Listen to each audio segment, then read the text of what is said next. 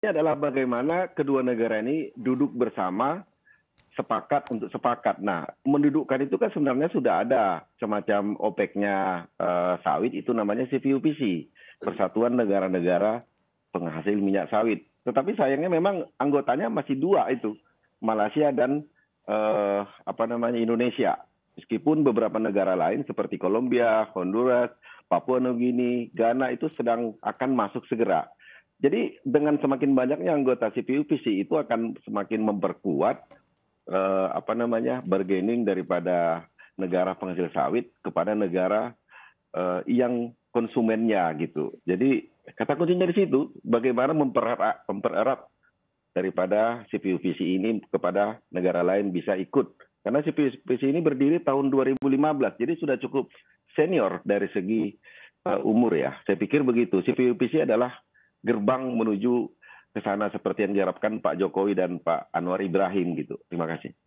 Baik, kalau begitu saya ke Pak Tovan nih. Pak Tovan, kalau misalnya kerjasama di industri kelapa sawit antara Indonesia dan Malaysia ini tadi yang sudah dijelaskan oleh Pak Gulat ya sudah berdiri sejak 2015 sebetulnya CPOPC ini, namun nampaknya tidak ada kemajuan. Nah ini sebetulnya hambatan apa sih Pak yang ada antara kolaborasi di antara kedua negara tersebut Pak? Ya, terima kasih Bunga. Jadi saya tidak dalam posisi untuk bisa menilai atau mengkritisi keberadaan dari organisasi penghasil organisasi negara-negara penghasil minyak sawit ya SIPOPSI.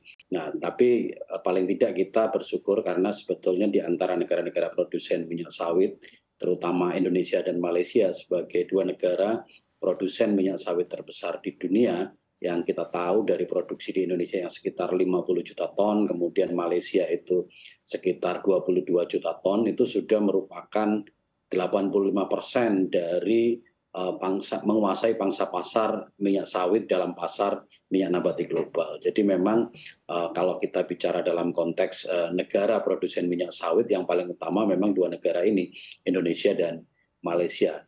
Tapi apapun kita bersyukur karena sudah hadir SIPOPSI ya, CPOPC sudah ada karena paling tidak komitmen, kemudian kerjasama dan kesepakatan serta sinergitas antar negara-negara produsen minyak sawit ini bisa semakin lebih baik ke depannya.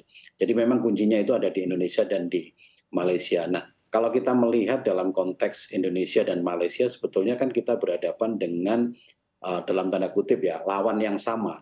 Karena kita harus mendudukkan komoditas minyak sawit ini berada di mana, terus kemudian pesaingnya apa, dan apa saja tantangan dalam persaingan pasar minyak nabati global. Jadi kalau kita tahu bahwa minyak sawit ini salah satu komoditas dalam pasar minyak nabati global, yang itu memang kita harus bersaing dengan sekian banyak komoditas minyak nabati non sawit yang itu juga sebagian dihasilkan oleh negara-negara maju seperti Eropa dan juga Amerika. Nah, kalau kita melihat dalam konteks pasar minyak sawit Indonesia dan Malaysia, sebetulnya tantangannya kan satu ya, terutama di pasar negara maju khususnya Eropa yang itu dari tahun ke tahun memang tidak pernah selesai sampai hari ini, selalu melakukan diskriminasi terhadap komoditas minyak sawit. Nah, inilah yang seharusnya menjadi concern pertama antara pemerintah Indonesia dan Malaysia melalui SIPOPSI untuk bisa semakin kompak dan sinergi dalam melawan diskriminasi dan kampanye negatif terhadap minyak sawit. Karena kita semua saya pikir sudah clear dan sudah sepakat bahwa berbagai bentuk diskriminasi dan kampanye negatif terhadap minyak sawit itu tidak lepas dari persaingan dagang dalam pasar minyak nabati dunia.